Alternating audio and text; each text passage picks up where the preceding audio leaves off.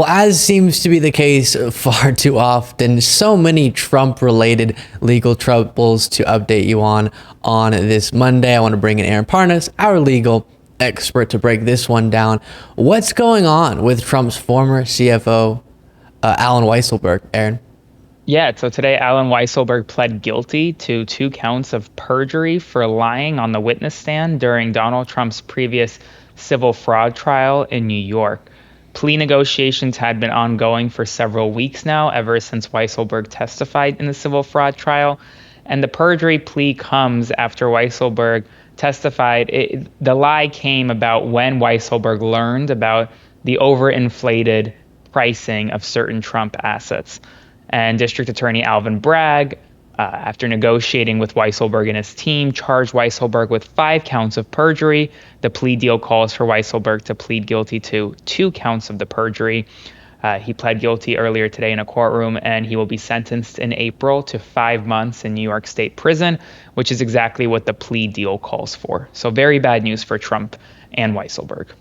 Super interesting, Aaron. And I seem to remember not too long ago covering a story about Arthur Engoron, the judge overseeing this case, reaching out to Trump's and Weisleberg's representation, Alina Habba representing Weisleberg, about a potential ethical issue with his plea. And she's sort of being proven a little bit wrong here. Am I correct on that? Yeah, so if you remember back in February when the New York Times reporting first came out, Judge Engoron was in the middle of deciding how much Trump should owe in the civil fraud trial. And he emailed Alina Habba and Trump's other attorney, Clifford Robert, as well as the New York Attorney General's office, to discuss the New York Times reporting and to ask them how the Weisleberg plea, the potential plea, essentially impacts his ultimate decision, whether or not Engoron should even consider Weisleberg's testimony or just deem it all to be untrue.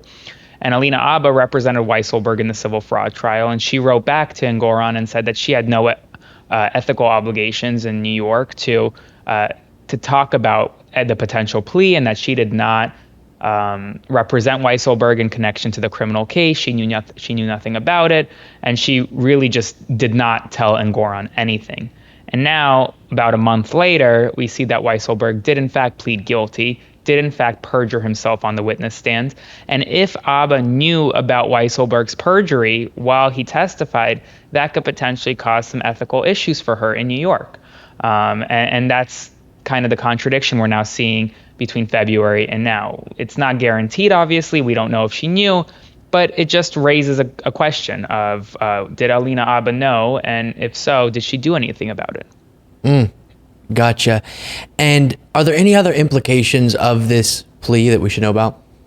Yeah, so I think importantly, as many of you may know, on March 25th, Donald Trump is going to trial in New York, the Manhattan District Attorney. That's the Stormy Daniels hush money payment case. So this plea actually does not include anything for Weisleberg to turn on Trump or to testify against Trump in that trial coming up later this month. Weisleberg has historically refused to flip on Trump, and it's partially why he served 100 days in New York prison the last time he pled guilty to crimes, and those were tax fraud crimes. And it's partially why Weisleberg is getting a 5-month sentence here again, because he just refuses to turn on Trump, on his former boss. Wow.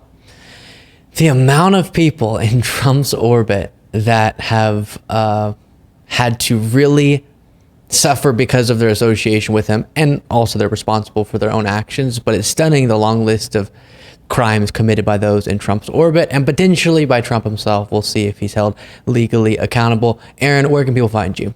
On all my social media platforms, just at Aaron Parnas.